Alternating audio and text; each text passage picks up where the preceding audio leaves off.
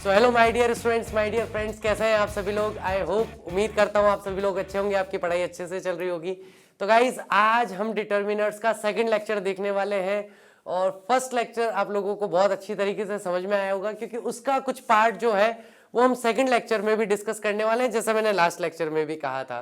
तो डिटर्मिनर्स का नेचर हम लोग समझ चुके हैं, किस तरीके से क्या डिफरेंशिएशन होता है, कौन कौन से ग्रुप है जो इंपॉर्टेंट ग्रुप है उसके बारे में हम लोग बात कर चुके हैं और अभी आगे हम और बात करेंगे कौन कौन से हमारे लिए इंपॉर्टेंट ग्रुप है। So let's begin our topic without any delay. अपना आगे का टॉपिक स्टार्ट करते हैं गाइस। इसमें हमें क्या मिलने वाला है, इसमें हमें मिलने वाला है नो और एनी में क्या डिफरेंस होता है और सम और एनी में क्या डिफरेंस होता है। बेसिकली जो हमारा क्वेश्चन बनता है वो सम और एनी पर ज्यादा बनता है, लेकिन कई बार नो भी आ जाता है एनी के साथ, तो कई बार कंफ्यूजन हो जाता है कि भाई यहाँ पे नो लगाऊं कि एनी लगाऊं कि सम लगाऊं कि क्या लगाऊं। तो इन चारों के ग्रुप को हम लोग देखने वाले हैं।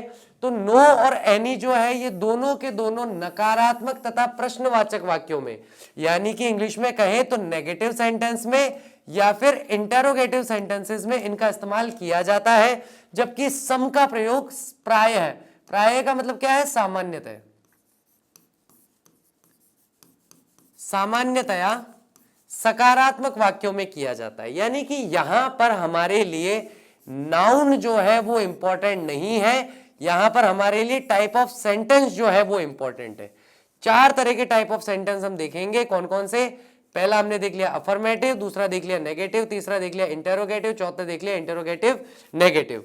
लेकिन इसमें भी थोड़ा सा डिफरेंस आएगा, आज के लेक्चर में आ जाएगा, लास्ट में देखना थोड़ी सी और एक बार और इसे देखेंगे, लेकिन कुछ अलग वे में देखेंगे।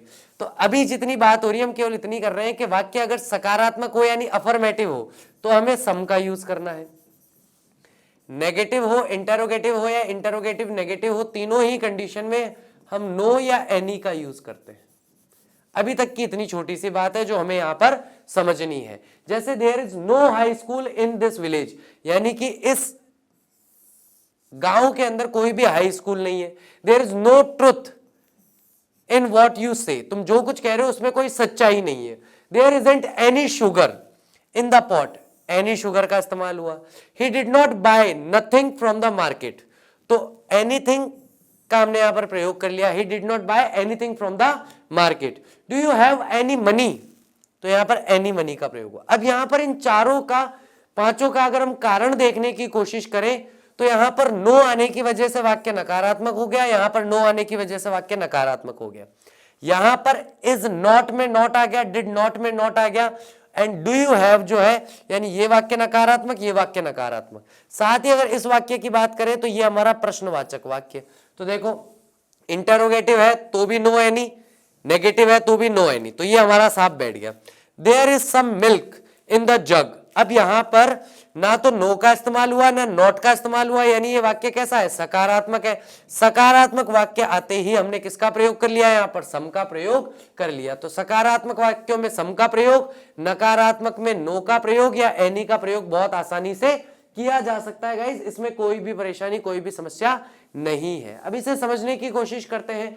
सम का इस्तेमाल अफर्मेटिव सेंटेंसेस में किया जाता है, जबकि एनी का इस्तेमाल नेगेटिव सेंटेंसेस में।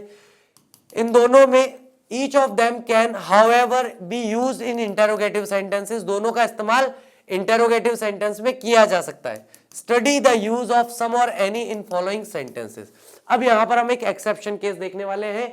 कैसे देखने वाले हैं कि इंटेरोगेटिव सेंटेंस यानी कि प्रश्नवाचक जो वाक्य हैं उनमें हम सम का यूज भी देखेंगे और एनी का यूज भी देखेंगे। We never use some in negative sentence, लेकिन सम का इस्तेमाल कभी भी नकारात्मक वाक्यों में नहीं होता, पर प्रश्नवाचक में हो सकता है। ठीक है, पहली बात हम लोगों ने यहां क्या पढ़ी? पहली बात तो ये पढ़ी हमने कि सम का इस्तेमाल होगा अफर्मेटिव में, नो और एनी का इस्तेमाल होगा नेगेटिव, इंटेरोगेटिव और इंटेरोगेटिव नेगेटिव में। ये हो गया हमारा रूल नंबर 1। इस रूल नंबर 1 से आगे बढ़े तो रूल नंबर 2 हमें अगली वाली स्लाइड पे क्या मिला कि भाई सम और एनी जो है इनका इस्तेमाल इंटेरोगेटिव सेंटेंसेस में यानी प्रश्नवाचक वाक्यों में किया जा सकता है, कुछ परिस्थितियों में किया जा सकता है। कौन सी परिस्थितियां हैं उन्हें देखते हैं। Please lend me some money, कृपया मुझे थोड़ा पैसा उधार दे दीजिए। Some girls are still writing कुछ लड़कियां अभी भी लिख रही हैं गिव मी सम मिल्क, मुझे थोड़ा सा दूध दे दीजिए। तो यहां पर अगर मैं इन 3 सेंटेंसेस को देखूं, अगर मैं 3 सेंटेंसेस को देखता हूं तो सकारात्मक वाक्य, सकारात्मक वाक्य, सकारात्मक वाक्य। तो नाउन चाहे मेरा काउंटेबल नाउन हो चाहे अनकाउंटेबल नाउन हो, कोई फर्क नहीं पड़ता, मैं दोनों के साथ में सम का यूज कर सकता हूं। यानी कि अगर ऐसा नाउन होगा जिसे काउंट कर सकता हूं तो भी सम का यूज करूंगा। अनकाउंटेबल नाउन है, देखो ना यहां पे क्या हुआ, some money uncountable, some girls, girls तो काउंटेबल है, लड़कियों को तो गिन सकते हैं, सम मिल्क अनकाउंटेबल। तो जहां पर काउंटेबल और अनकाउंटेबल का डिफरेंस खत्म हो गया सम और एनी पे, पहली बात तो ये हो गई। दूसरी बात ये हो गई तीनों के तीनों वाक्य मेरे सकारात्मक, तो सकारात्मक वाक्यों में सम का प्रयोग किया जा सकता है इन अ क्वेश्चन। अब देखो सम का प्रयोग, ध्यान से सुनना, यहां पर मैं किसकी बात कर रहा हूं, सम की बात कर रहा हूं, केवल और केवल सम की, ठीक है। ये जो रूल है, अगर वाक्य के अंदर रिक्वेस्ट का या इनविटेशन का भाव दिखाई दे, किसका दिखाई दे, रिक्वेस्ट या इनविटेशन का भाव दिखाई देता है, यानी कि प्रार्थना दिखाई दे, कोई प्रस्ताव दिखाई दे, अगर आमंत्रण दिखाई दे, अगर ऐसा कोई भाव दिखाई देता है तो वो सामान्य प्रश्न नहीं है। यानी कि मैं आपसे कहूं कि कृपया आप लाइट बंद कर सकते हैं क्या। अब मुझे एक बात बताओ कि मैं प्रश्न तो पूछ रहा हूं, लेकिन प्रश्न निवेदन करते हुए पूछ रहा हूं कि प्लीज उठ करके लाइट बंद कर दीजिए, क्या आप मुझे एक गिलास पानी पिला सकते हैं। यहां पर प्रश्न थोड़ी कर रहा हूं यार कि हाँ सर पिला सकता हूं, फिर वहीं बैठे रहोगे ठूंठ की तरह, ऐसा थोड़ी होगा। जाओगे एक गिलास पानी लाओगे मुझे पिलाओगे, यही तो होगा। मैं रिक्वेस्ट कर रहा हूं कि भैया मुझे एक गिलास पानी पीने के लिए चाहिए। तो जब प्रश्न का भाव प्रश्न से ना हो बल्कि प्रश्न के वाक्य से कोई निवेदन किया जाए, कोई आमंत्रण दिया जाए, कोई निवेदन हो, कोई निमंत्रण हो, वहां पर हम सम का प्रयोग कर सकते हैं। ध्यान से बात को सुनेंगे, फिर से पूरा का पूरा यहां पर एक बार फिर से बना रहा हूं। पहला नियम क्या पढ़ा था, पहला नियम यह पढ़ा था कि भैया अगर सम का यूज करना है तो केवल अफर्मेटिव सेंटेंस में करो, ठीक है। नो या एनी का यूज करना है तो या तो नेगेटिव सेंटेंस में करो या इंटरोगेटिव सेंटेंस में करो। यहां तक की बात हुई थी। उसके बाद रूल नंबर 2 आ गया। रूल नंबर 2 आकर के क्या कह रहा है कि भैया नो की तो बात खत्म हो गई, अब हमें डिफरेंस देखना है सम का या एनी का। तो सम और एनी का जो इस्तेमाल है वो इंटरोगेटिव सेंटेंस में कर सकते हैं। अब इंटरोगेटिव सेंटेंस में एनी का इस्तेमाल तो पहले भी हो रहा था, सम का इस्तेमाल कब करेंगे, जब वाक्य का भाव रिक्वेस्ट वाला आएगा। सेंटेंस तो इंटरोगेटिव ही रहेगा, वाक्य तो प्रश्नवाचक ही रहेगा, लेकिन प्रश्नवाचक वाक्य का भाव अगर निवेदन के अर्थ में आ जाता है तब हम सम का प्रयोग कर सकते हैं। Will you have some milk, क्या आप कुछ दूध लेंगे, क्या एक गिलास दूध लेना पसंद करेंगे, क्या आप कॉफी लेना पसंद करेंगे। तो यहां पर मैं क्या कर रहा हूं, उसे आमंत्रित कर रहा हूं, उसको इनवाइट कर रहा हूं कि भाई प्लीज आप बताइए आप क्या लेंगे, मैं आपके लिए लेके आता हूं। Will you show me some pens, क्या आप मुझे कुछ पेन दिखाएंगे। प्रश्न नहीं है यहां पर, ये थोड़ी हाँ दिखाऊंगा और दुकानदार ऐसे ही खड़ा है हाँ दिखा दूंगा, अरे तो दिखा ना, अब दिखा दूंगा क्या होता है, पेन दिखा। तो यहां पर क्या रिक्वेस्ट का भाव है। Study the use of some in negative questions. तो अब यहां पर हम बात कर रहे हैं, रिक्वेस्ट में हमने इंटरोगेटिव की बात कर ली, यहीं पर नेक्स्ट हम बात कर लेंगे इंटरोगेटिव नेगेटिव की भी। तो देखिए, didn't I give you some money yesterday, क्या मैंने कल तुम्हें कुछ पैसा नहीं दिया था। Won't you give me some more book, क्या तुम मुझे और किताबें नहीं दे सकते। तो यहां पर जब वाक्य इंटरोगेटिव भी है और नेगेटिव भी है तब हम रिक्वेस्ट का भाव ना होने पर भी हम किसका प्रयोग कर सकते हैं, सम का प्रयोग कर सकते हैं। थोड़ा सा उलझा हुआ है, थोड़ा सा उलझा हुआ है, लेकिन इतना नहीं उलझा हुआ कि हम कॉन्सेप्ट ना बना पाए। चलो let's make a concept for this, इसके लिए कॉन्सेप्ट बना लेते हैं। नो और एनी नकारात्मक, सम सकारात्मक, पहली बात यहां तक क्लियर। दूसरी बात, इंटरोगेटिव सेंटेंस के अंदर हम लोग सम और एनी दोनों का प्रयोग कर सकते हैं। एनी का प्रयोग कब करेंगे, सामान्य प्रश्नवाचक वाक्यों में। सम का प्रयोग कब करेंगे, जब कोई निमंत्रण आमंत्रण निवेदन दिखाई देगा, ठीक है। सम और एनी का इस्तेमाल इंटरोगेटिव नेगेटिव सेंटेंस में भी किया जा सकता है, चाहे वहां पर आप रिक्वेस्ट देखें चाहे ना देखें। इंटरोगेटिव नेगेटिव सेंटेंस में सम और एनी दोनों यूज हो जाएंगे। अब ये जो 1 मिनट मैंने बोला, इसको चाहे तो 4 बार सुन लो, 5 बार सुन लो, 7 बार सुन लो, एक बार में बात क्लियर हो जानी चाहिए। आई मेरी बात समझ में? पहला स्टेप जब तक क्लियर नहीं करोगे, दूसरा और तीसरा स्टेप जो है वो कंफ्यूजन क्रिएट करेगा। पहला स्टेप क्लियर हुआ, बेसिक क्लियर हुआ, उसके बाद उसके एडवांस रूल्स को हमें देखना है कि अच्छा सामान्यतः ऐसा होता है और विशेष परिस्थितियों में ऐसा किया जा सकता है। ठीक है गाइस, तो ये हमारा यहां पर नियम है। We can use any with countable और अनकाउंटेबल नाउन, ये तो हम बात कर ही चुके हैं कि एनी का इस्तेमाल जो है नाउन पे तो कोई फर्क ही नहीं पड़ता। And with singular plural number, चाहे एक वचन का हो, चाहे बहुवचन का हो, चाहे काउंटेबल हो, चाहे अनकाउंटेबल हो, इससे कोई फर्क नहीं पड़ता। इन नेगेटिव सेंटेंसेस में एनी का प्रयोग होता है, जैसे कि I haven't any spare pen, मेरे पास कोई एक्स्ट्रा पेन नहीं है। She did not send me any reply, उसने मुझे कोई प्रत्युत्तर नहीं भेजा।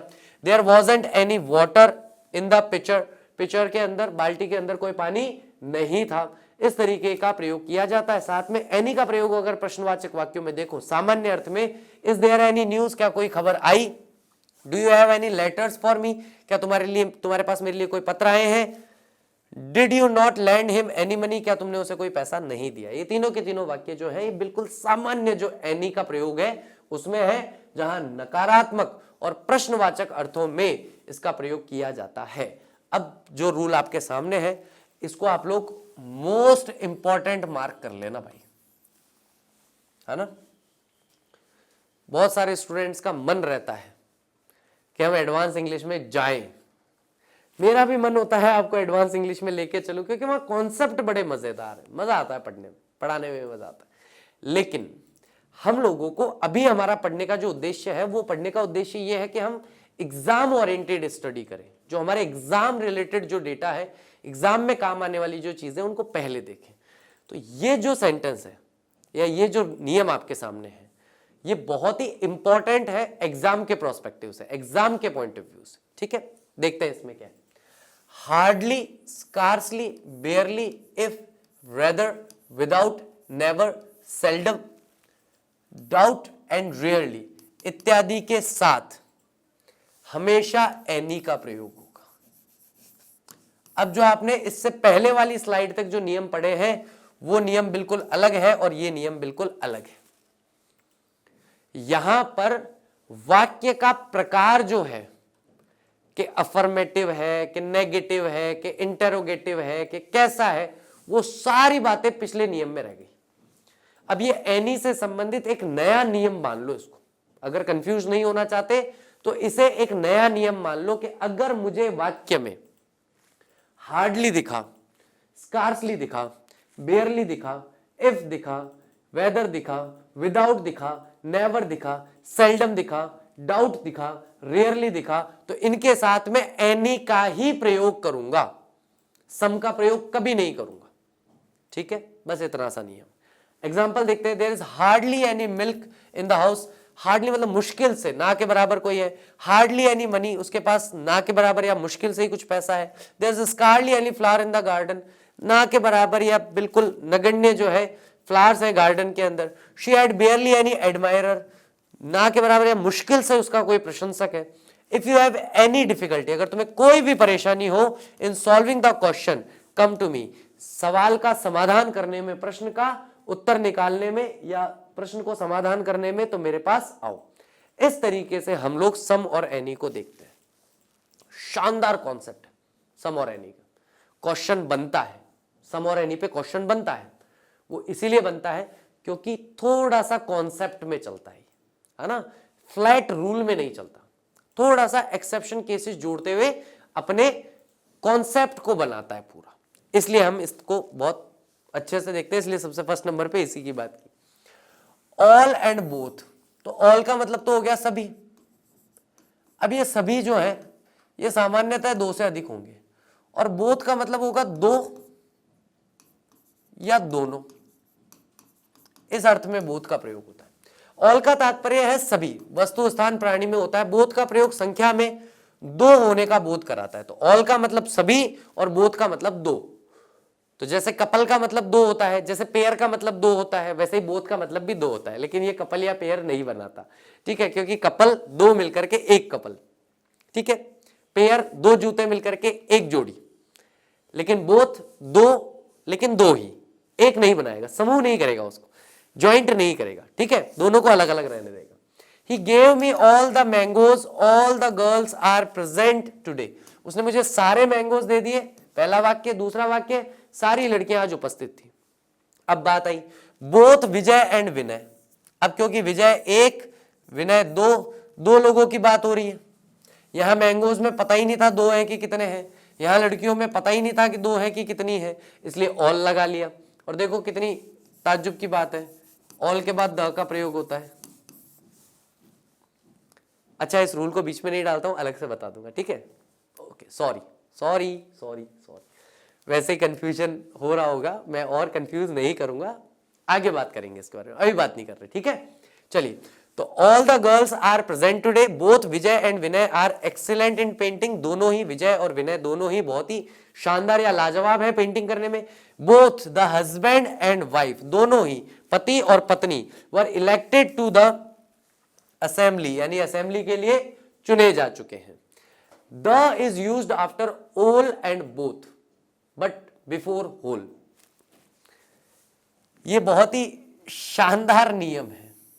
मैं पिछले स्लाइड में बात करने वाला था, लेकिन मुझे लगा कंफ्यूजन बढ़ जाएगा तो नहीं की बात। देखो, अगर मैंने लगाया ऑल तो मैं यहां लगाऊंगा द, अगर मैंने लगाया बोथ तो भी मैं लगाऊंगा द, लेकिन जब मैं लिखूंगा होल, क्योंकि ऑल के साथ हमने होल भी तो पढ़ा था, तब मैं लगाऊंगा द।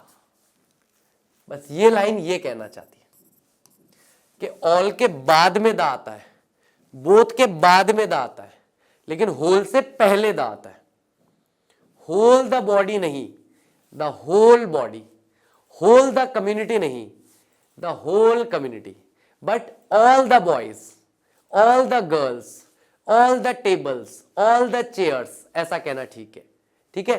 तो होल और ऑल में ये एक बड़ा अंतर आता है कि द का यूज यहां पर कहां करना चाहिए, तो ऑल के बाद और होल के पहले द का इस्तेमाल किया जाता है। All the students are present in the class, सारे विद्यार्थी कक्षा में उपस्थित हैं। Both the boys played a clever trick to cheat the shopkeeper, दोनों ही लड़कों ने बहुत ही चालाकीपूर्ण योजना रची कि वो दुकानदार को चीट कर सके, धोखा दे सके। The whole class was absent, पूरी कक्षा जो है अनुपस्थित थी। The whole, all the, both the, ये रूल है यहाँ पे। All is used with both countable और अनकाउंटेबल नाउन, तो इसका इस्तेमाल काउंटेबल और अनकाउंटेबल नाउन दोनों के साथ किया जा सकता है। ऑल माई बुक्स, अरे बाबा ये कैसे हो गया, अभी तो बताया ऑल के बाद द आता है, उसके बाद में नाउन आता है, लेकिन यहां तो द का यूज हुआ ही नहीं। सब्जेक्ट वर्ब एग्रीमेंट में बता चुका हूं ये रूल। वैसे 30 सेकंड रुकता हूं, अगर सच में किसी को याद आया ना ये रूल, सच में अगर याद आए तो मुझे बताना कि ये रूल क्या है, किस वजह से यहां पर दा नहीं आया।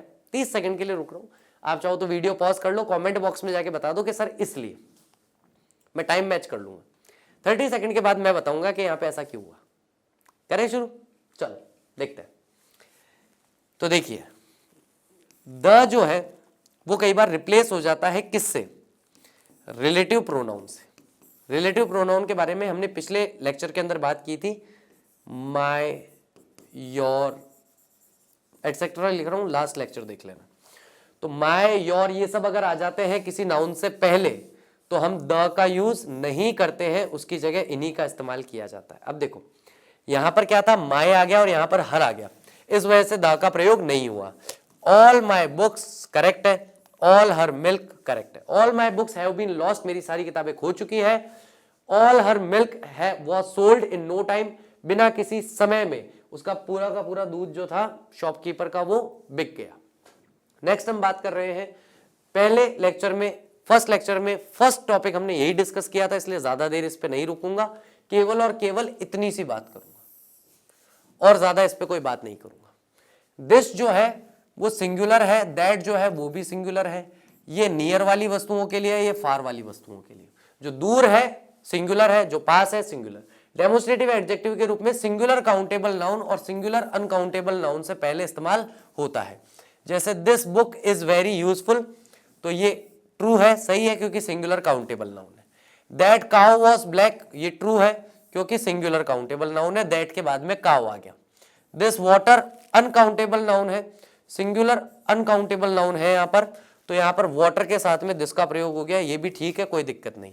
That T was very tasteful, ये भी सिंगुलर अनकाउंटेबल नाउन है, तो यहाँ पर ये यूज भी सही है। यानी चारों सेंटेंसेस अपने आप में करेक्ट है।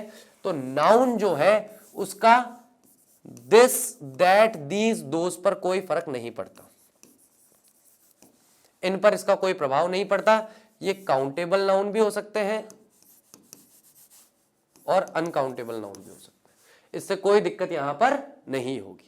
Use of these and those same बात है, बस दीज एंड दोज में फर्क ये पड़ जाता है कि ये हमेशा काउंटेबल नाउन के साथ ही इस्तेमाल होंगे क्योंकि ये प्लूरल के साथ इस्तेमाल होते हैं, और अनकाउंटेबल नाउन जो है वो कभी प्लूरल हो नहीं सकते, इसलिए इनका इस्तेमाल बहुत आसानी से किया जा सकता है। तो काउंटेबल नाउन जो है वो हमेशा हमारे प्लूरल होते हैं, इसलिए कभी भी अनकाउंटेबल नाउन के साथ इनका प्रयोग नहीं किया जा सकता। दीज, दोज का प्रयोग डेमोन्स्ट्रेटिव एडजेक्टिव के रूप में प्लूरल काउंटेबल नाउन के पहले ही होता है। जैसे दीज ऑक्सन, ऑक्सन जो है वो ऑक्स, बैल जो है उसका प्लूरल जो है वो ऑक्सेस नहीं होता है, ऑक्सन बनता है। दोज हॉर्सेस, तो इस तरीके से इसका प्रयोग किया जा सकता है क्योंकि ये प्लूरल को सपोर्ट करता है या प्लूरल नाउन को रिप्रेजेंट करता है, इसलिए ये अनकाउंटेबल नहीं हो सकता, क्योंकि अनकाउंटेबल है तो प्लूरल नहीं होगा, और हमें तो यहां पर प्लूरल चाहिए, क्योंकि लास्ट टाइम मैंने पूरा चार्ट बनाया था, वो चार्ट अगर किसी को याद होगा तो 2 मिनट में समझ गया होगा मेरी बात। नेक्स्ट हम बात कर रहे हैं सच एंड सेम। अब देखो सच एंड सेम जो है वो दोनों दिखने में एक जैसे होते हैं, लेकिन वास्तविकता में उनमें काफी ज्यादा अंतर होता है। कैसे अंतर होता है एक बार रूल से देखते हैं। सच तथा सेम का प्रयोग डेमोन्स्ट्रेटिव एडजेक्टिव के रूप में singular countable noun, plural countable noun तथा सिंगुलर अनकाउंटेबल नाउन से पहले होता है।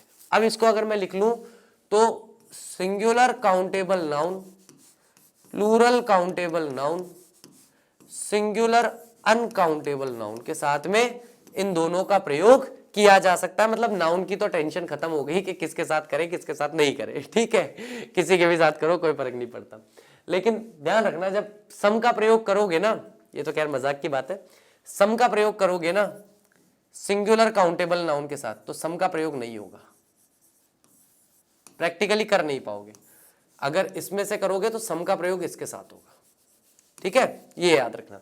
प्लूरल काउंटेबल नाउन के साथ सम का प्रयोग होता है, अर्थात सच के बाद में ए और एन का प्रयोग करके फिर सिंगुलर काउंटेबल नाउन का प्रयोग कर सकते हैं, सच के बाद प्लूरल काउंटेबल नाउन का या सिंगुलर अनकाउंटेबल नाउन का इस्तेमाल कर सकते हो। द के बाद सेम का प्रयोग करके singular countable noun, plural countable noun, singular uncountable noun का प्रयोग करते हैं। ये वाला जो टॉपिक है ना इसे बस समझ लो, मेन मुद्दा यही है। मेन जो आपको समझने का डेटा है ना वो सेकंड वाला है। इसमें क्या है, हमें क्या समझना है, सच A N singular countable noun, such plural countable noun ए और एन गायब हो गया, सिंगुलर अनकाउंटेबल नाउन ए और एन गायब हो गया, तो सच के तो ये 2 मुद्दे हैं, ठीक है। द सेम यानी सेम से पहले द का यूज होगा, द सेम उसके बाद में कुछ भी लगाओ कोई दिक्कत नहीं है।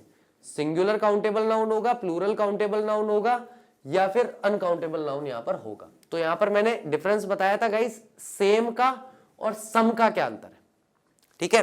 यहां पर बात की है मैंने सम की, सेम की बात नहीं की है। सेम की बात में हमें यहां पर देखना है, ठीक है।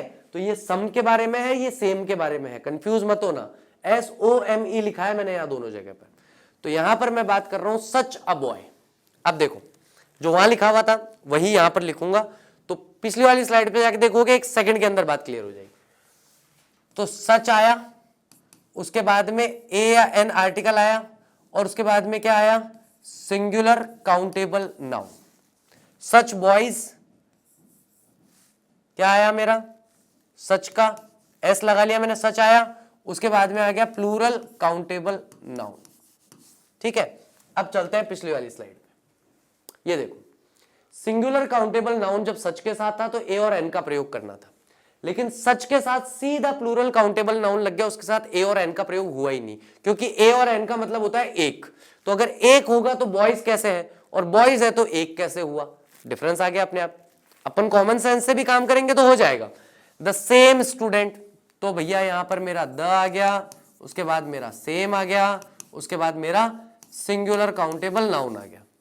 लेकिन अगर यहां स्टूडेंट्स होता तो भी मेरा वाक्य सही होता, जैसे नीचे आ ही गया, the plus same plus plural countable noun.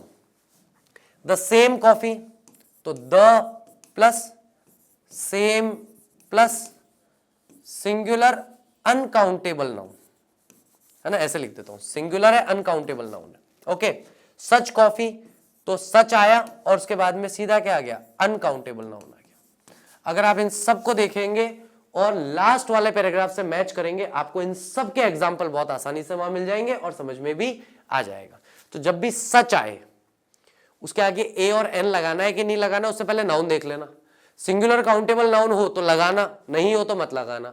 Same के साथ वो समस्या नहीं है, सेम के आगे कुछ भी आए, सिंगुलर आए, प्लूरल आए, काउंटेबल आए, अनकाउंटेबल आए, कोई दिक्कत नहीं, कोई समस्या नहीं, कोई परेशानी नहीं। आई मेरी बात समझ में? अब इनका मुझे एक एक एग्जांपल आप भी दे देना भैया कमेंट बॉक्स के अंदर, है ना। नेक्स्ट बात कर रहे हैं फ्यू और लिटिल के बारे में, और फ्यू और लिटिल के बारे में जो मेन बात थी वो मैंने लास्ट लेक्चर में बता दी। एक बार और इन दोनों को कंपेरेटिवली देखेंगे, तुलनात्मक रूप से देखेंगे, उसके बाद आगे बढ़ेंगे।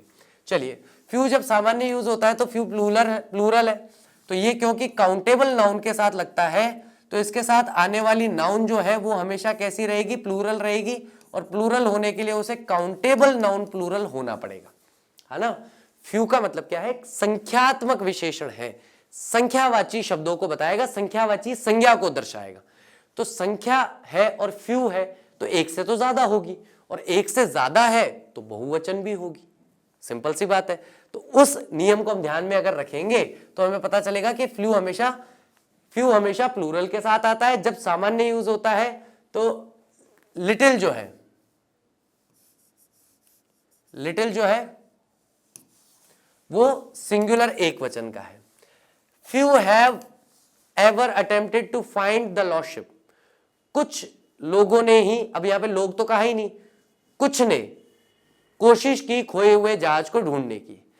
आई get little chance to address large gathering, मुझे बहुत कम या थोड़ा मौका मिला कि मैं बड़ी संख्या में लोगों को एड्रेस कर सकूं, संबोधित कर सकूं। लिटिल के भिन्न भिन्न अर्थ भी होते हैं जो नीचे दिए गए। अब देखो, लिटिल का मतलब केवल थोड़ा, और वो भी मात्रात्मक रूप से नहीं होता है, उसके अलावा भी उसके कुछ अर्थ होते हैं। कौन से अर्थ होते हैं? For a little, for a while और फॉर अ टाइम, यानी कि ये समय को दर्शाने के लिए भी इसका इस्तेमाल किया जाता है, जैसे फॉर अ लिटिल वाइल या for a little time, for a time, इस तरीके से भी इसका प्रयोग होता है। I am not a little satisfied, मैं थोड़ा संतुष्ट नहीं हूं उससे, with him. What do what little you can, जो भी थोड़ा बहुत कुछ कम तुम कर सको वो करो। लिटिल और नथिंग, हार्डली एनीथिंग, तो थोड़ा करो, कुछ मत करो, मुश्किल से ना के बराबर जो होता है उसके लिए भी इसका प्रयोग किया जाता है। तो इसके बारे में हम पहले भी बात कर चुके हैं, जब हमने little, a little, the little देखा था तब भी हमारी इस बारे में चर्चा हुई थी। यहां पर एक पॉइंट हमें और एक्स्ट्रा मिल गया कि समय के लिए, एफर्ट के लिए, सेटिस्फेक्शन के लिए, यानी भाववाचक जितनी भी संज्ञाएं हैं जो कि अनकाउंटेबल होती है, उनके लिए भी लिटिल का प्रयोग किया जा सकता है। नेक्स्ट हम बात कर रहे हैं ईच अदर वन अनदर, बहुत शानदार कॉन्सेप्ट। दो लोगों के बीच की बात है, एक दूसरे को कुछ कह रहे हैं, ईच अदर। 5 लोगों के बीच की बात है और पांचों लोग एक दूसरे को कुछ कह रहे हैं तो वन अनदर। 2 के बीच की बात, ईच अदर। 2 से अधिक के बीच की बात, वन अनदर। बस इतना सा मुद्दा है यहाँ पे। ईच अदर का प्रयोग 2 वस्तुओं के लिए किया जाता है, जैसे these 2 boys love each other, ये दोनों जो भाई हैं, ये दोनों लड़के जो है एक दूसरे से प्रेम करते हैं। Both of them rebuke each other, दोनों के दोनों एक दूसरे को फटकारते हैं, डांटते हैं। वन अनदर का मतलब होता है एक दूसरे को, तो एक दूसरे को, लेकिन यहां पर जो संख्या है वो 2 से अधिक के लिए की जाती है। 2 वस्तुओं से अधिक के लिए या 2 लोगों से अधिक के लिए जब बात की जाएगी तब वन अनदर का प्रयोग किया जाता है। दे अब्यूज वन अनदर। अब यहां पर दे में हमें कई कोई सुराग नहीं मिल रहा है कि 2 है कि 2 से अधिक है, तो हम इन्हें 2 से अधिक ही मान करके चलेंगे। All the students of my class help one another, जितने भी विद्यार्थी हैं मेरी कक्षा के वो सब एक दूसरे की सहायता करते हैं, एक दूसरे की मदद करते हैं। इस तरीके से हम वन अनदर का प्रयोग भी यहां पर देख सकते हैं। अब देखो ड्यू टू या ओइंग टू का मतलब होता है किसी भी चीज का कारण दर्शाना, इस कारण से, ऐसा कहते हैं, इस कारण से। तो कारण से को दर्शाने के लिए ड्यू टू और ओइंग टू में ज्यादा अंतर होता नहीं। बेसिकली ड्यू टू का इस्तेमाल वाक्य के प्रारंभ में भी हो सकता है, वाक्य के मध्य में भी हो सकता है। ओइंग टू का प्रयोग हमेशा वाक्य के प्रारंभ में होता है। बस मूल बात इतनी है, बाकी चाहो तो नियम पढ़ लो ठीक है। ड्यू टू कहीं पे भी लगाओ, ओइंग टू कोशिश करो वाक्य के प्रारंभ में ही रहे, वाक्य के मध्य ना आए। ड्यू टू जो है प्रारंभ में भी आ जाएगा, मध्य में भी आ जाएगा, मेन बात इतनी है। सेंटेंस में उसकी पोजीशन जो है बस उसको लेकर के नियम है, बाकी और कोई नियम नहीं है। Due to it is used with the verb in the form of adjectival complement, यह वर्ब के साथ एडजेक्टिवल कॉम्प्लीमेंट के रूप में प्रयोग होता है। ड्यू टू हैवी रेन, अब देखो यहां पर क्या है, ये एडजेक्टिव है हैवी, किसके लिए आ रहा है, रेन के लिए आ रहा है, तो उसके साथ लग गया ड्यू टू। तो due to heavy rain the match was postponed.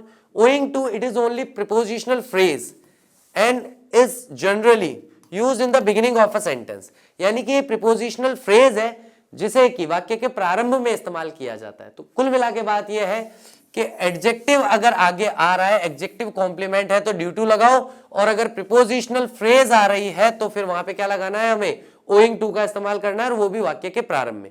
ये केवल प्रीपोजिशनल फ्रेज है, सामान्यतः वाक्य के प्रारंभ में प्रयोग होता है। ओइंग टू हिज केयरनेस, उसकी केयरनेस के कारण।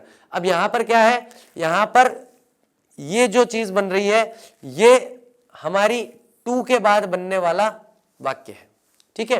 तो यहां पर प्रीपोजिशनल फ्रेज बना रहा है, जबकि यहां पर ये प्रीपोजिशनल फ्रेज ना बना करके एडजेक्टिवल कॉम्प्लीमेंट बना रहा है, ठीक है। तो ड्राइविंग इसके सेंस में आया तो प्रीपोजिशनल फ्रेज है, तो वाक्य के प्रारंभ में लगाना है, ओइंग टू का प्रयोग हम यहां पर कर सकते हैं। नेक्स्ट हम बात कर रहे हैं आउटर और अटर। अटर का मतलब होता है अत्यधिक, हिंदी में समझ लोगे ना इन दोनों को तो भी कभी गलती नहीं करोगे। आउटर का मतलब होता है बाहरी, तो किसी भी चीज का बाहरी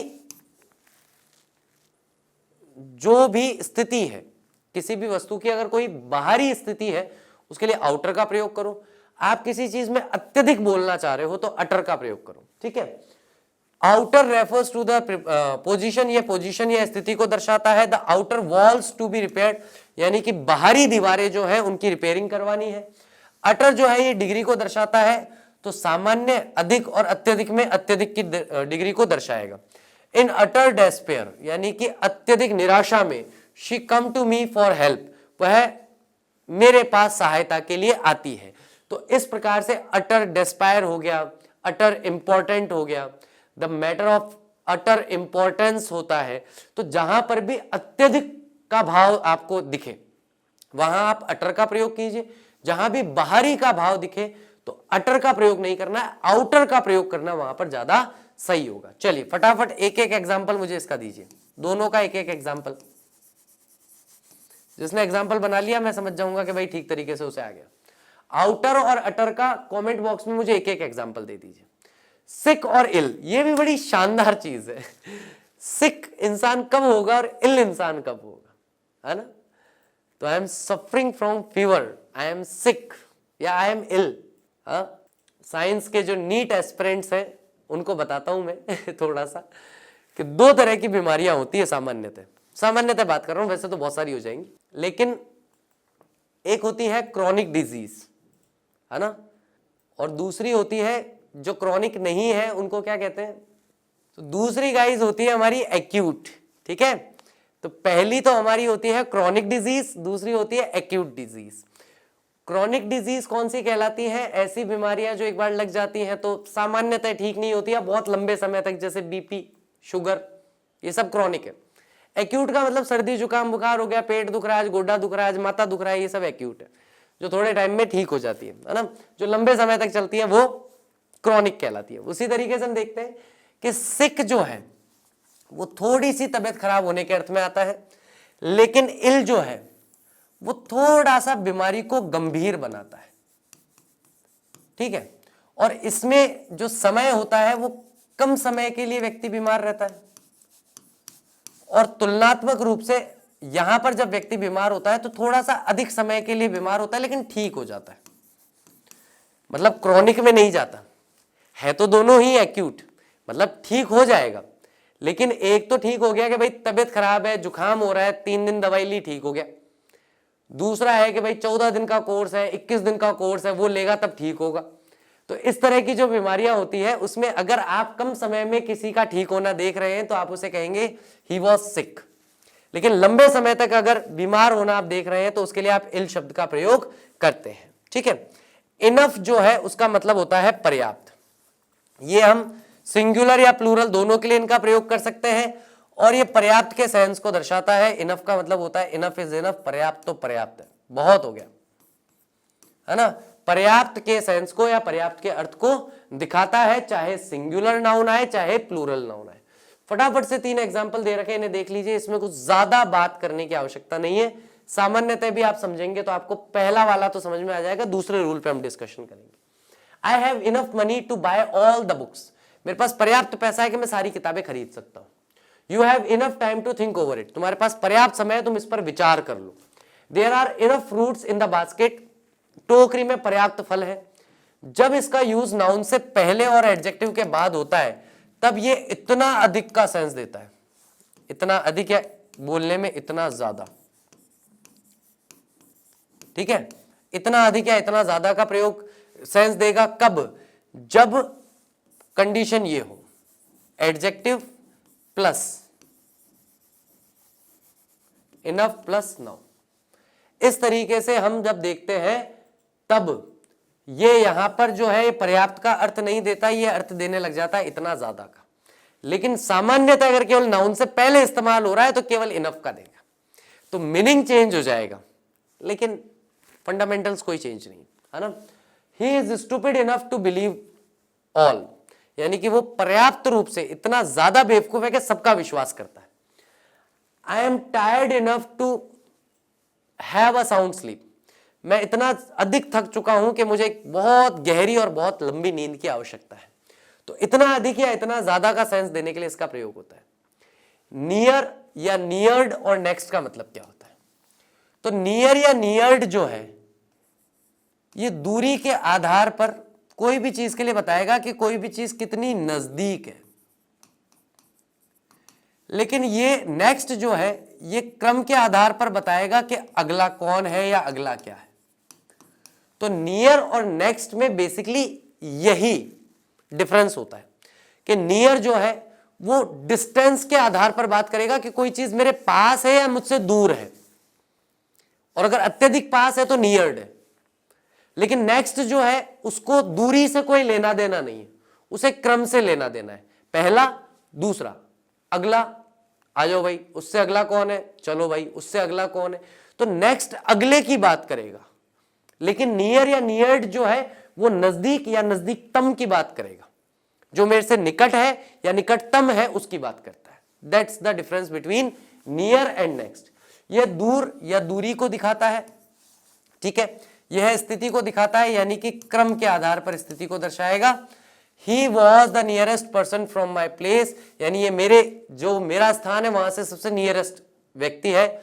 you were standing nearest to me, तुम मेरे बिल्कुल पास में खड़े थे। नेक्स्ट इट एक्सप्रेस पोजीशन, और पोजीशन या क्रम को दर्शाने के लिए नेक्स्ट का प्रयोग होता है। The doctor asked the next patient to come inside, doctor ने अगले पेशेंट से कहा कि तुम अंदर आ जाओ। He stood next to me in rank, rank में वो बिल्कुल मेरे क्रम में, मेरे बाद या मेरे पहले ही, नेक्स्ट है तो पहले ही खड़ा था, ठीक है। तो उस अर्थ में हम देखते हैं कि अगला के अर्थ में अगर हम बात करें तो हम बात करेंगे नेक्स्ट की दूरी के संदर्भ में, यानी डिस्टेंस के संदर्भ में। अगर हम किसी चीज का नजदीक या नजदीकतम होने की बात करेंगे तो नियर या नियर्ड पर हम लोग यहां पर डिस्कशन करते हैं। नेक्स्ट अब हम जिस पर बात करने वाले हैं वो हमारा टॉपिक होने वाला है शानदार टॉपिक। इसको थोड़ा और कंफ्यूजिंग बनाने के लिए एक वर्ड और मैं अपनी तरफ से लिख देता हूं। एक बार पढ़ के देखो, बड़ा मजा आएगा, कंफ्यूजन ऐसे नहीं होगा। एक बार खुद से ऊपर वाली लाइन पढ़ो, केवल नीचे वाला कुछ मत पढ़ना वरना समझ में आ जाए। ऊपर वाली लाइन पढ़ो, letter letter, latest, last and letter. अब देखो, लेटर का मतलब बाद में, लेटर का मतलब भी बाद में, लेटेस्ट का मतलब नवीनतम, लास्ट का मतलब अंतिम, लेटर का मतलब पत्र या वर्ण। पढ़ने में सारे एक जैसे हैं लेकिन अंतर बहुत है पढ़ने में सारे एक जैसे लगते हैं लेकिन आप हिंदी में पढ़ोगे ना बाद में, लेकिन बाद में कैसे, समय के आधार पर बाद में, बाद में, लेकिन बाद में कैसे, क्रम के आधार पर बाद में। लेटेस्ट का मतलब जो भी सबसे लेटेस्ट है, सबसे नया। लास्ट जो है वो अंतिम को दर्शाएगा, लेकिन लेटर जो है उसके लिए पत्र या वर्ण के लिए आता है। जैसे ए बी सी डी क्या है, A letter, B letter, C letter, या फिर पत्र हम लिखते हैं, लेटर उसके सेंस में भी आ जाता है। तो यहां पर हम देखते हैं कि 5 वर्ड है, बोलने सुनने में बहुत पास पास के हैं लेकिन अर्थ में बहुत अंतर है। वाक्य देखिए, वाक्य कौन से की बात कर रहा है, उस हिसाब से अपना आंसर चुनिए, क्योंकि ये अगर मैं एग्जामिनर होता है क्वेश्चन जरूर पूछता, क्योंकि चारों जब ऑप्शन एक साथ पढ़ते हैं ना तो एक बार दिमाग घूमता है, बोले कहना क्या चाहते हो, स्पष्ट रूप से समझ में नहीं आ रहा, भाई क्या कहना चाह रहे हो यहाँ पे, बताओ तो सही। लेटर ये समय के क्रम को बाद में दिखाता है, लेट इन टाइम को दिखाता है। My father reached later than I expected, मेरे पिता मैंने जितना अनुमान लगाया था उससे देरी से पहुंचे। देरी से पहुंचे, देरी किस आधार पर होगी, समय के आधार पर होगी। लेटर का अर्थ दूसरे क्रम में या दूसरे स्थान को दर्शाता है। The latter information was more valuable than the former, यानी बाद वाली जानकारी पहले वाली जानकारी से ज्यादा इंपॉर्टेंट थी। तो फॉर्मर का मतलब होता है पहले और लेटर का मतलब होता है बाद में। तो यहां पर क्रम हो गया कि पहली जो जानकारी आई उसके बाद सेकंड वाली जो जानकारी आई वो ज्यादा इंपॉर्टेंट थी, वैल्यूएबल थी। लेटेस्ट जो है वो समय को दर्शाता है और एक हिंदी में शब्द आता है अत्याधुनिक, इसको भी दर्शाता है। लेकिन हम जब बात करते हैं तो नवीनतम या सबसे नया, उससे नया और कुछ नहीं, वो सबसे बेस्ट सेंस देता है।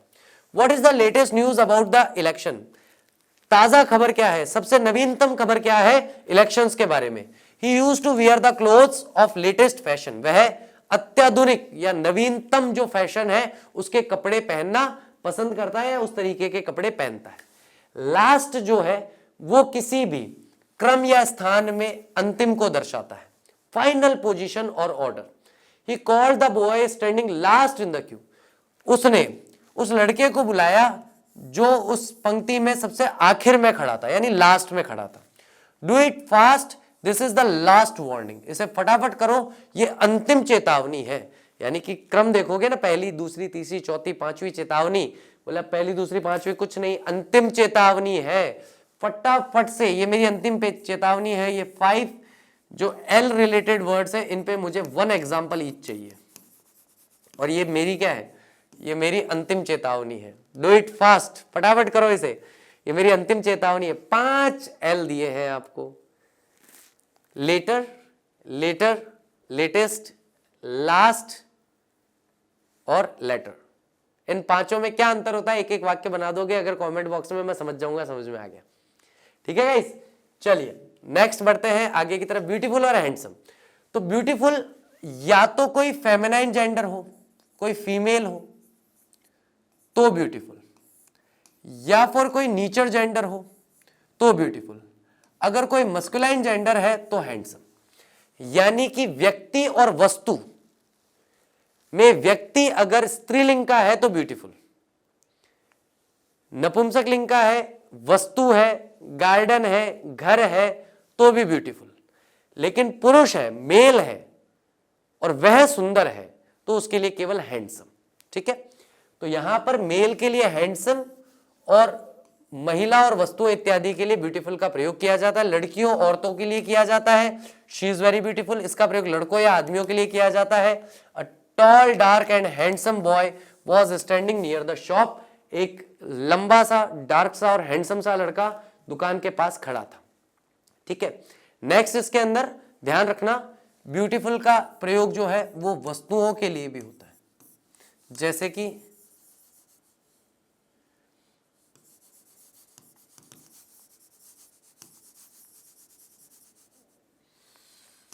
ब्यूटीफुल गार्डन के लिए भी हो सकता है, बुक के लिए भी हो सकता है, प्लेस के लिए भी हो सकता है, एटसेट्रा, और किसी के लिए भी इसका इस्तेमाल किया जा सकता है। तो ध्यान रखना गाइस, है ना।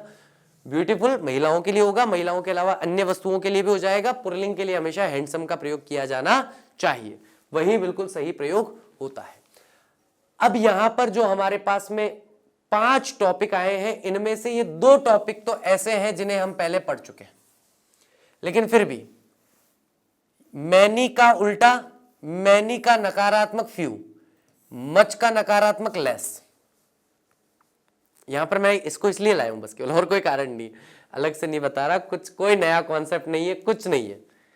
बस ये याद रखना कि मैनी जो है वो सकारात्मक भाव देता है।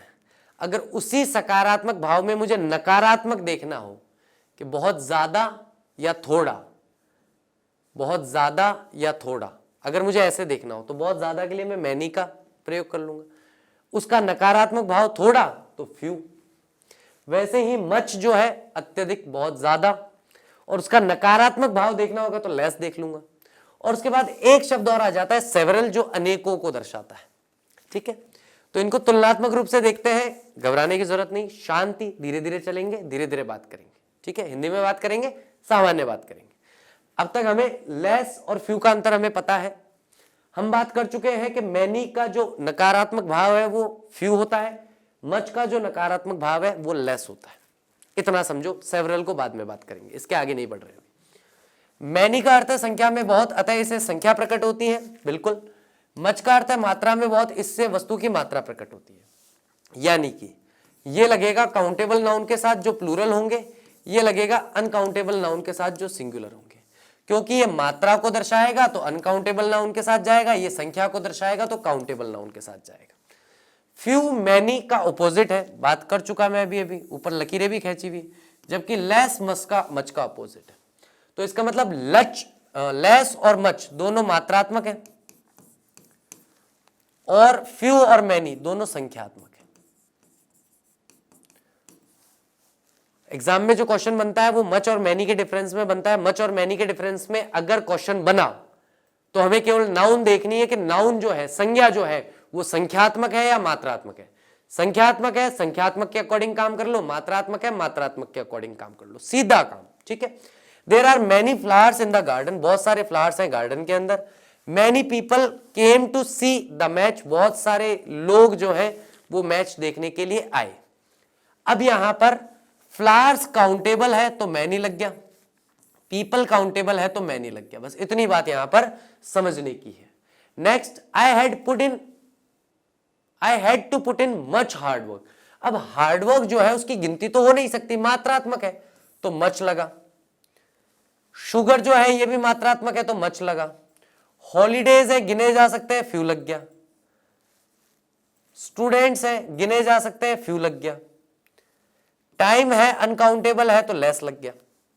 ठीक है, इस तरीके से इसे देखिए। As I was cautious, trouble जो है ये भी मात्रात्मक है, इसलिए इसके आगे भी लेस लग गया। तो हमें केवल नाउन देखना और नाउन के आगे तय करना है कि फ्यू लगाए, मैनी लगाए, मच लगाए या लेस लगाए। बस इतना सा हमें यहां पे तय करना।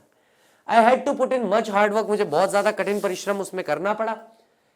There is much sugar in stock, काफी मात्रा में शुगर है स्टॉक के अंदर। We have few holidays in school, हमारे बहुत थोड़ी सी छुट्टियां होती हैं स्कूल में। A few student came to attend the lecture, बहुत कम मात्रा में, ना के बराबर वाली मात्रा में विद्यार्थी लेक्चर अटेंड करने आए। You devote less time to your studies, तुम अपनी पढ़ाई को कम समय देते हो। As I was curious I had less trouble, जैसा कि मैं सावधान था तो मुझे कम समस्या हुई, कम परेशानी हुई। अब देखो, एज आई वॉज क्यूरियस, जैसा कि मैं सावधान था, तो यहां पर देखो लेस की जगह आप मच तो लगा नहीं सकते ना भाई। मैं सावधान था और फिर ज्यादा समस्या हो गई तो फिर क्या मतलब है।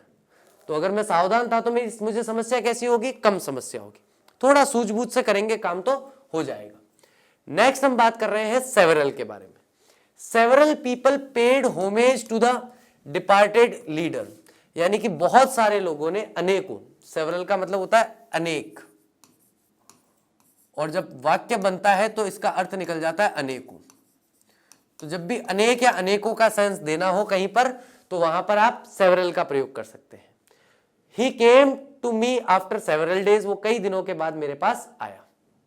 नेक्स्ट हम बात करने वाले हैं मैनी और मैनी के बारे में। मच के बारे में बात हो चुकी, फ्यू के बारे में बात हो चुकी, अ फ्यू के बारे में बात हो चुकी, द फ्यू के बारे में बात हो चुकी, little, the little, a little के बारे में बात हो चुकी। हम लोग मेन यहां पर जो चर्चा करेंगे मैनी और मैनी की बात करेंगे। ठीक है, मैनी जो है और मैनी जो है, इसके बाद काउंटेबल नाउन आता है जो कि प्लूरल होता है। इसके बाद में भी काउंटेबल नाउन आता है जो कि सिंगुलर होता है। बस इतना डिफरेंस है कि मैनी के बाद अगर काउंटेबल नाउन आएगा, जो कि काउंटेबल नाउन ही आना चाहिए क्योंकि संख्यात्मक है, वो प्लूरल आएगा। लेकिन मैनी के बाद भी काउंटेबल नाउन ही आएगा, लेकिन वो सिंगुलर आएगा, क्योंकि यहां पर क्या अर्थ होता है, अनेक, कई इत्यादि का प्रयोग किया जाता है। मैनी का मतलब क्या होता है, अनेकों में से एक। यह समस्या है कि मैनी का मतलब तो है अनेक, कई। तो अब मैं अनेक या कई बोल रहा हूं तो मुझे किताबें, लड़के, ऐसा कुछ बोलना पड़ेगा। आगे का जो मेरा नाउन आएगा वो नाउन प्लूरल होना चाहिए। लेकिन यहां पर यह समस्या खड़ी हो जाती है कि जब अनेकों में से एक की बात होगी तो महत्वपूर्ण शब्द मेरा क्या हो जाएगा, एक। तो अनेकों में से एक मैनी का हम लोग यहां पर प्रयोग करते हैं, तो आगे आने वाला नाउन जो है वो नाउन कैसा हो जाता है, सिंगुलर हो जाता है। देखें एग्जांपल में, चलिए, much is used for uncountable noun while many is used for countable noun. ये तो बात हम पहले ही कर चुके। Many is followed by a plural number while many by a singular number. बात अभी अभी हमने की कि भाई अगर मैनी है तो काउंटेबल नाउन लगाओ प्लूरल, लेकिन अगर मैनी है तो भी काउंटेबल नाउन ही लगाओ लेकिन सिंगुलर लगाओ। I have much work to do, अब वर्क तो अनकाउंटेबल नाउन है तो मैनी की बात ही खत्म हो गई। मैनी स्टूडेंट्स, अब स्टूडेंट्स की अगर बात करूं तो काउंटेबल नाउन है और काउंटेबल नाउन में भी प्लूरल है तो मैनी लग गया।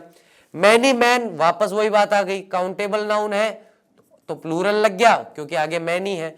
मैनी लग गया तो मैन जो है काउंटेबल नाउन तो है पर सिंगुलर है, क्यों, क्योंकि यहां पर मैनी के साथ का प्रयोग किया गया है। I have much work to do, मेरे पास बहुत सारा काम है करने के लिए। Many students were absent yesterday, कई सारे विद्यार्थी कल अनुपस्थित थे। Many man enjoyed the show, काफी लोगों ने शो को एंजॉय किया। Many a man has died in cholera, हैजा से कई लोगों में से एक की मृत्यु हो गई। तो कईयों में से जब एक की बात आई तो बात ही बदल गई, जब कईयों की बात चल रही थी तब बात अलग थी। नेक्स्ट हम बात कर रहे हैं, मच की बात हो चुकी, मैनी की बात हो चुकी, मैनी की बात हो चुकी। अब बात करेंगे केवल अ ग्रेट मैनी की। तो तीन चीजें समस्या पैदा करने वाली, पहली हो गई मैनी, दूसरी हो गई मैनी और तीसरी हो गई अ ग्रेट मैनी। तीसरा पॉइंट हमें यहां क्या मिला, मैनी हमें क्लियर है, मैनी हमें क्लियर है, अ ग्रेट मैनी हमें देखना है। तो मच जो है वो तो मात्रा को दर्शाता है, बात पहले कर चुके हैं। There is not much sugar, sugar मात्रात्मक है तो मच लग गया, खत्म। मैनी संख्या को दर्शाता है, many ladies were standing in the Q, बहुत सारी महिलाएं जो है वो पंक्ति में खड़ी थी। I have many frocks for you, मेरे पास कई सारी फ्रॉक्स हैं तुम्हारे लिए, तो यहां पर तो कोई दिक्कत नहीं। मैनी जो है इसके साथ सिंगुलर नाउन और सिंगुलर वर्ब का प्रयोग होता है। इसका अर्थ है कई बार एक व्यक्ति या एक वस्तु, कई बार एक अतिथि बिना डिनर किए चला जाता है, अर्थात बहुत सारे अतिथियों में से कोई एक अतिथि। अब यहां पर ये जो एक अतिथि वाला जो एग्जाम्पल है वो हम यहां देख सकते हैं, many a guest was returning without taking dinner, कई अतिथियों में से एक अतिथि लौट रहा था बिना डिनर किए, बिना सायंकालीन भोजन किए। अ ग्रेट मैनी, इसका प्रयोग मैनी के समान ही होता है, बहुत से लोगों ने शो का आनंद उठाया। तो जब मैं कहता हूं बहुत से लोगों ने शो का आनंद उठाया तो अ ग्रेट मैनी कह दूंगा, और ग्रेट मैनी कहूंगा तो इसके साथ काउंटेबल नाउन आएगी, लेकिन वो काउंटेबल नाउन कैसी होनी चाहिए, प्लूरल होनी चाहिए। कैसी होनी चाहिए, प्लूरल होनी चाहिए। तो यहां पर क्या हुआ, countable noun plural, countable noun singular, countable noun plural. Simple सी बात। ठीक है, काउंटेबल नाउन सिंगुलर या प्लूरल की तरह हम इसका प्रयोग यहां पर कर सकते हैं, राइट। तो इस तरीके से हमें इसको देख करके सॉल्व करना है। हमें हमेशा नाउन को देखना है, जब भी हम इनका प्रयोग करेंगे तब हमें नाउन को देखना है। A great many people enjoyed the show, बहुत बड़ी तादाद में, बहुत बड़ी संख्या में लोगों ने शो का लुत्फ या आनंद उठाया। ऑल या द होल, इसकी बात हम एक बार पहले कर चुके हैं, एक बार यहां पर थोड़ी सी और करेंगे। ऑल बहुत सी चीजों को एक साथ दिखाता है। All man are mortal, all the boys were making noise, पता है। द होल का प्रयोग प्रॉपर नाउन से पहले किया जाता है। The whole of the country paid the homage to the soldiers died in the Kargil and Dras etcetera, यानी कि सारा का सारा जो देश है उसने होमेज पे किया उन सोल्जर्स को जिनकी कारगिल या द्रास सेक्टर में मृत्यु हो गई थी। लेस या फ्यूअर, ये बहुत ही इंपॉर्टेंट है। लेस का मतलब है लेस मात्रा में, कम मात्रा में, साफ लिखा हुआ है। फ्यूअर जो है वो कम संख्या को दर्शाता है, लेकिन ये भी तुलनात्मक है। फ्यूअर क्या है? फ्यू से तुलनात्मक है, कम संख्या में कम, तुलनात्मक रूप से और कम, तो फ्यू फ्यूअर को दर्शाएगा। ठीक है, तो फ्यूअर यानी कि तुलनात्मक रूप से और कम है संख्या में, तो वहां पर फ्यूअर का प्रयोग हो जाएगा। ठीक है, लेस का मतलब मात्रात्मक रूप से कम होना, और फ्यूअर का मतलब तुलनात्मक रूप से कम होना, तुलनात्मक में भी संख्यात्मक रूप से कम होना। जैसे कि the length of this sari is less than metre, यानी कि जो लंबाई है इस साड़ी की वो 1 मीटर से कम है, यानी मीटर्स से कम है, मीटर्स से कम है। द लेस यू लिसन, जितना कम तुम सुनोगे, the less you will acquire, उतना ही कम तुम समझोगे। There are no fewer than 20 boxes in the room, यानी कि उस कमरे में 20 से कम बक्से नहीं है। There has no fewer than 10,000 rupees in his account, यानी कि उसके पास 20,000 रुपए से कम पैसा नहीं है। तो नो फ्यूअर का जो प्रयोग है वो बहुत ही प्रसिद्ध प्रयोग होता है कि भाई मैं जानता हूं कि कम से कम भी कितना हो, लेकिन इससे कम नहीं हो सकता, तुलनात्मक रूप से इससे कम नहीं हो सकता, उसको बताने के लिए नो फ्यूअर का इस्तेमाल किया जाता है। सम और एनी के बारे में हम पहली बात कर चुके हैं। बस मेन हमारा यहां पे यह है जहां पर रिक्वेस्ट शो हो या जहां पर इनविटेशन शो हो, वहां पर इनका प्रयोग किया जाता है, पहले भी इसकी बात हो चुकी है। सम का इस्तेमाल किया जाता है काउंटेबल नाउन के साथ, जहां थोड़ा या थोड़ी मात्रा में हो, तो अ लिटिल या स्मॉल क्वांटिटी के लिए भी इसका प्रयोग किया जा सकता है। ठीक है, ऐसे क्वेश्चन जिसमें इनविटेशन हो, do you have some water, क्या आपके पास कुछ पानी है, प्रश्न नहीं पूछ रहा हूं, रिक्वेस्ट कर रहा हूं, पानी चाहिए पीने के लिए। Will you buy some fruit from me, request कर रहा हूं, मैं पूछ नहीं रहा हूं कि क्या आप मुझसे फ्रूट खरीदेंगे या नहीं खरीदेंगे, रिक्वेस्ट कर रहा हूं कि मुझसे कुछ फ्रूट खरीद लीजिए। सम का यूज नेगेटिव सेंटेंस में नहीं किया जाता, इसे नेगेटिव नेचर के क्वेश्चन में यूज किया जाता है, यानी कि वाक्य अगर नकारात्मक हो तो सम का यूज नहीं होगा, लेकिन नेगेटिव क्वेश्चन हो, नकारात्मक प्रश्न हो, तो इसका प्रयोग किया जा सकता है। Can't you spare some time for my job, क्या तुम मेरे काम के लिए थोड़ा सा टाइम नहीं निकाल सकते। Have not I given you some money for shopping purpose, क्या मैंने तुम्हें शॉपिंग के उद्देश्य से कुछ पैसा नहीं दिया था। इस तरीके से इसका प्रयोग होता है। एनी का इस्तेमाल किया जाता है नेगेटिव सेंटेंसेस के अंदर, बात कर चुके हैं। एनी शुगर और एनी स्टूडेंट है, तो इसका मतलब या तो यहां पर वाक्य नकारात्मक होगा या वाक्य प्रश्नवाचक होगा और कोई निवेदन नहीं होगा। प्रश्नवाचक है, इसका मतलब प्रश्न पूछा जा रहा है, प्रश्न के माध्यम से निवेदन नहीं कर रहा है। हार्डली, स्कार्सली, बेयरली, इन सब के बाद में हमेशा एनी का ही प्रयोग होना है। इसके बारे में भी लास्ट लेक्चर में बात हो चुकी है। ठीक है, जिसका देखो डिस्कशन हो चुका बेटा, उस पर ज्यादा नहीं रुकूंगा। I have hardly any money, मेरे पास ना के बराबर ही कुछ पैसा है। इफ के बाद या वेदर के बाद भी हम लोग किसका प्रयोग करते हैं? एनी का प्रयोग करते हैं। ये भी हम लोग लास्ट लेक्चर में डिस्कस कर चुके हैं। तो आई होप गाइज आज का लेक्चर आपको अच्छे से समझ में आया होगा, एंजॉय किया होगा आपने इस लेक्चर को। तो आई will see you soon in my next lecture, और इस लेक्चर की सीरीज यहीं पे खत्म हो रही है। नेक्स्ट ग्रामर टॉपिक के साथ आप लोगों को मिलूंगा। Till that take care of yourself, bye bye, I will see you soon.